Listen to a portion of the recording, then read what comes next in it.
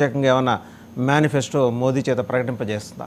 ఈ విభిన్న అంశాలు, అలాగే జగన్మోహన్ రెడ్డి గారు జాతీయ మీడియాకి ఇచ్చిన ఇంటర్వ్యూలో కుటుంబం సభ్యుల మీద చేసిన వ్యాఖ్యలు, వీటన్నిటికి సంబంధించి బిగ్ డిబేట్లో మనతో పార్టిసిపేట్ చేస్తున్నారు డివి శ్రీనివాస్ గారు, పొలిటికల్ అనలిస్ట్, సీనియర్ జర్నలిస్ట్. నమస్తే డివి గారు. నమస్తే. అలాగే రజనీ గారు, జనసేన అధికార ప్రతినిధి.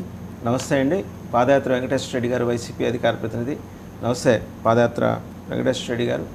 సో మిగిలిన గెస్ట్ కూడా మరి కాసేపట్లో జాయిన్ అవుతారు. రామ్ కుమార్ గారు కూడా జాయిన్ అయ్యారు, బీజేపీ అధికార ప్రతినిధి. నమస్తే రామ్ కుమార్ గారు. స్టార్ట్ విత్ డివి గారు. చూశారు కదా బందరు ఇన్సిడెంట్ చూస్తే కనుక అభ్యర్థి దాడి చేయడం, వీళ్ళ డిమాండ్ ఓ పక్క సిఎస్ని డీజీపీని తప్పించాలని. దాని మీద ఏమీ ఎలక్షన్ కమిషన్ నుంచి స్పందన లేదు. ఇంకా 10 రోజులు కరెక్ట్గా. ఈ 10 రోజుల వ్యవధిలో ఏం జరగబోతోంది? రెండోది, ఆయన నేషనల్ మీడియాకి జగన్మోహన్ రెడ్డి గారు ఇచ్చిన ఇంటర్వ్యూలో ఓ మాట అన్నారు, మీ చెల్లెలు వాళ్ళతో పనిచేస్తుంది, పవర్ పాలిటిక్స్లో ఆమె ఏ విధంగా రాణిస్తుంది అని అనుకుంటున్నారు, షర్మిలకు సునీతకు కూడా తోడారు కదా అంటే ఆయన చెప్పిన సమాధానం ఏంటంటే, వాళ్ళ వ్యక్తిగత కారణాలు ఉన్నాయి, వాళ్ళు ఎంచుకున్న మార్గం, సమయం రెండూ కూడా సరైనవి కావు. ప్రతి కుటుంబంలో ఒక జనరేషన్లో ఒకరు మాత్రమే రాజకీయాలు లీడ్ చేస్తారు, మిగిలిన వాళ్ళు లీడ్ చేసే వారికి మద్దతుగా నిలుస్తారు. రెండో జనరేషన్ రాజకీయాల్లోకి రాకూడదు, దీన్ని నమ్ముతారు. మొత్తానికి ఇన్నాళ్ళకి ఒక క్లారిటీ వచ్చింది. ఆయన జగన్మోహన్ రెడ్డి ఒక కొత్త సిద్ధాంతాన్ని రాజకీయంలో తీసుకొస్తున్నారా? ఒక కుటుంబంలో ఒకరికే పదవి అనేది మనం మామూలుగానే కొన్ని పార్టీలు కూడా దాన్ని అమలు చేస్తున్నాయి. ఒక కుటుంబంలో ఒకరికే సీటు అనేది అలా తీసుకుంటూ, మరి తన కుటుంబం నుంచి తనొక్కడే ఉండాలన్న స్వార్థమా? ఇప్పుడు వాళ్ళ నాన్నకు లేని స్వార్థం జగన్మోహన్ రెడ్డిలో కనిపిస్తోందా? వైఎస్ కుటుంబంలో రాజశేఖర రెడ్డి ఒక్కడే ఉండాలనుకుంటే వివేకానంద రెడ్డి ఎంపీ అయ్యేవాడు కాదు, ఎమ్మెల్యే అయ్యేవాడు కాదు, మంత్రి అయ్యేవాడు కాదు. ఇది ఏంటంటే ప్రజామోదం అవసరం.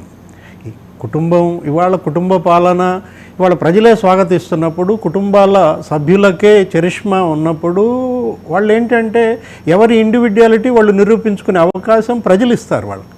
అంతేగాని ఇదేమీ ఒక సిద్ధాంతం కాదు, ఇదేమీ ఒక చట్టం అంతకన్నా కాదనమాట. షర్మిల అవకాశాలని నీరు గారుస్తున్నాడు జగన్మోహన్ రెడ్డి అనేది బలంగా ప్రజల్లో ఉందన్నమాట. ఎందుకంటే షర్మిలను కనుక ఉపయోగించుకోకపోతే, ఏది అప్పుడు ఆ రోజు జైలుకి వెళ్ళినప్పుడు పాదయాత్ర ఆమెతో చేయించకపోతే అసలు ఈ ప్రస్తావనే వచ్చేది కాదు, ఆమెలో ఆశలు కూడా ఉండేవి కాదు, రాజకీయ ఆకాంక్షలు ఉండేవి కాదు. ఫ్రస్ట్రేషన్ మాత్రం పీక్ వెళ్తోంది అన్ని రాజకీయ పార్టీల నాయకుల్లో కూడా మనం చూస్తున్నాం. అభ్యర్థుల్లో కూడా మీరు అన్నారు ఏంటి, దాడులకు కూడా తెగబడుతున్నారు, దాడులను ప్రేరేపిస్తున్నారు, చంపుతామంటున్నారు, చెప్పుతో కొడతామంటున్నారు. అసలు ఏకంగా ప్రత్యర్థి నాయకుల ఇళ్లపైనే దాడులను ప్రోత్సహిస్తడం నిన్న మచిలీపట్నం ఉదంతం కూడా మొన్న మనం చూసాం. ఏది పేర్ని కృష్ణమూర్తి గారు, మరి మనకు తెలిసి గొప్ప నాయకుడు, మచిలీపట్నంలో మాజీ ఎమ్మెల్యే వీళ్ళ తాత, ఆయన ఇలాంటి పనులు ఎప్పుడూ చేయలేదు. తర్వాత పేరుని నాని తరం చూసాము. ఇదేంటంటే నాని కూడా దాడులేమీ వెళ్ళలేదు, కానీ కొంచెం నోటి దురుసుతనం నానిని వాడుకోవటం మనం చూసాము. ఇక మనవాడి తరంకి వచ్చేసరికి ఆయన పేరు కూడా అదే అనుకుంటా, ఏది పేరుని కృష్ణమూర్తి పేరే పెట్టుకుంటున్నాడు, కిట్టు అంటారు.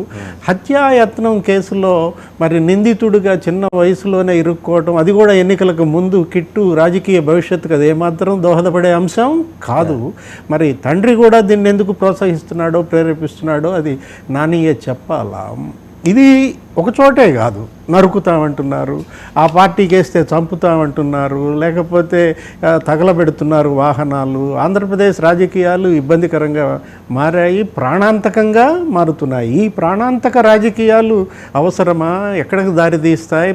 రాష్ట్రానికి ఏ విధంగా ఇది చేటు తెస్తుంది అనేది రాబోయే పరిణామాలే చూడాలి. ఇంకా 10 రోజుల సమయం ఉందన్నారు మీరు. ఈ 10 రోజుల్లో ఇంకెన్ని పరిణామాలు చోటు చేసుకుంటాయో చూడాలి. ఇక ప్రధాని మోడీ విషయానికి వచ్చేసేసరికి రేపు ఎల్లుండి వస్తున్నారు, ఏది 6వ తారీఖు, నెక్స్ట్ మళ్ళీ 8వ తారీఖు. 4 సభల్లో ప్రధాని మోడీ యొక్క స్పష్టత ఆంధ్రప్రదేశ్ పట్ల, ఇక్కడ రాజకీయాల పట్ల, ఇక్కడ అధికార పార్టీ విపక్షాల పోరాటం, వీటి మీద మీరేమనుకుంటున్నారు సార్? ఆయన ఏమైనా క్లారిటీ ఇచ్చే అవకాశం ఉందా? ఎందుకంటే ఇప్పటివరకైతే నిజాయితీగా మాట్లాడుకుంటే జాతీయ బీజేపీ ఏపీ రాజకీయాలు, ఏపీ కూటమి మీద పెద్దగా ఫోకస్ పెట్టినట్టు, కాన్సన్ట్రేట్ చేసినట్టయితే కనిపించట్లా సీరియస్గా.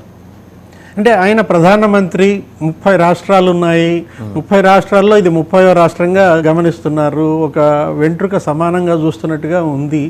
ఒకటి ఇక్కడ ప్రధాని మోడీ ఆంధ్రప్రదేశ్కి ఇచ్చినటువంటి హామీలు ఇవన్నీ ఒక ఎత్తు, ఇవాళ డిస్కషన్ దానిపైన లేదు. జగన్మోహన్ రెడ్డి, యాంటీ జగన్మోహన్ రెడ్డి, ఇవాళ ఆంధ్రప్రదేశ్ అజెండా కేంద్రం